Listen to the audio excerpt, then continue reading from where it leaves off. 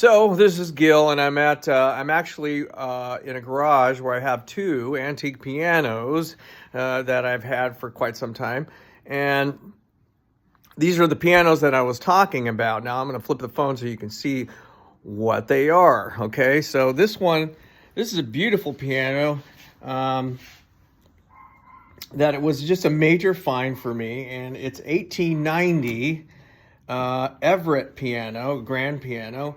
And you can see it's really cool looking, and you can see a serial number in there, 17280, which I looked up at, and that means that it was made in 1890. So this thing's been around for 134 years and still playable, but it's got, you got to tune it and you got to refurbish it and you got to make it a good player. But look at all the detail in those legs. They're carved, they're beautiful. It has all this beautiful detail and it just looks great. Okay, and as much as I like that one, basically I said, well, I'm going to offer it to the piano company for an even, or not an even trade, but a better deal on this one over here. I'm going to flip the phone on this one. So I actually took out the action, which is basically all the little hammers. I'll show you right here. I have them under there. I took that whole thing out. So these things are in actually good shape, but all these need to be rebuilt. And I took out all those keys to see the condition that it was in underneath. And, all these need to be cleaned up. They should be shiny. They shouldn't be rusty. But what happened was it got left out in the elements. Somebody who liked the piano just didn't understand that you can't leave any kind of instrument like this outside. And they left it outside in a driveway with a tarp on it, which was a crying shame, because when I saw the pics of it, it looked much better. And when I got to it, I was really disappointed. And I said, look, another couple of months and this thing would have gone to the dump. So, but I loved it so much. And I said, okay, we're going to bring it on home. But I'll flip it around so you can see a little bit more. Now, behind here, this is the soundboard, and there's no cracks in it, which is a good thing.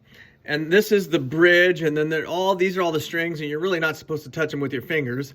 And you can see how they string all together, because they actually go through up and down like 3 times all this way. And then these are set up a little bit different.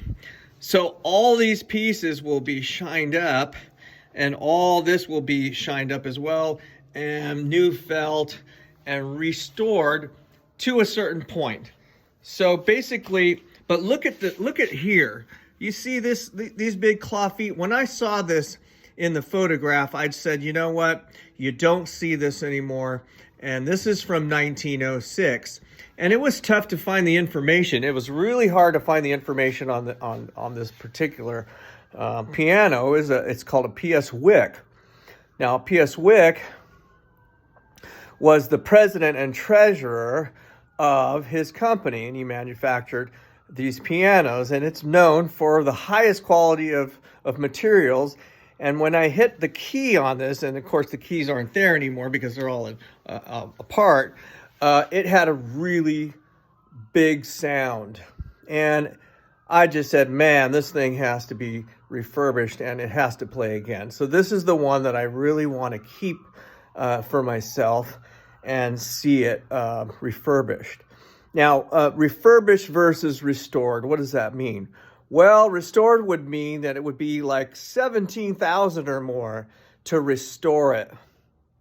And that's a lot of money. Most people would never do that with a piano because it's just too much. And that's why they're actually just throwing them away, which is very sad. You see these antiques, they're not maintained, they're not tuned.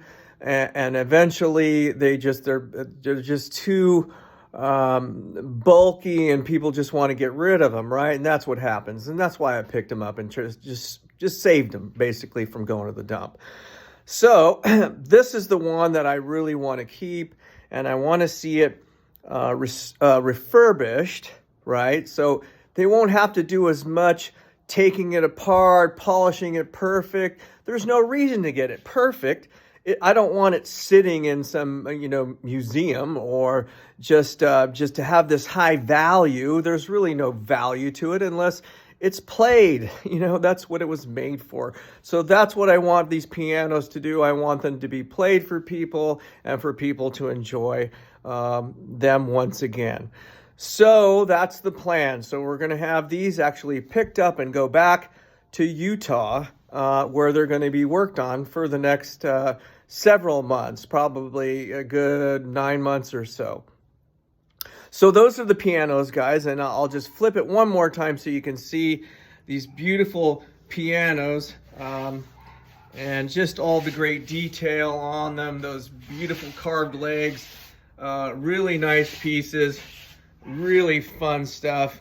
And hey, I'll give you an update as soon as I've talked with the piano company and these go off to Utah for their new place where they're going to be restored. So I hope you enjoyed that, and I will get back to you soon. And listen, if I don't see you the rest of the day, have a great day. We'll talk to you soon. Bye-bye.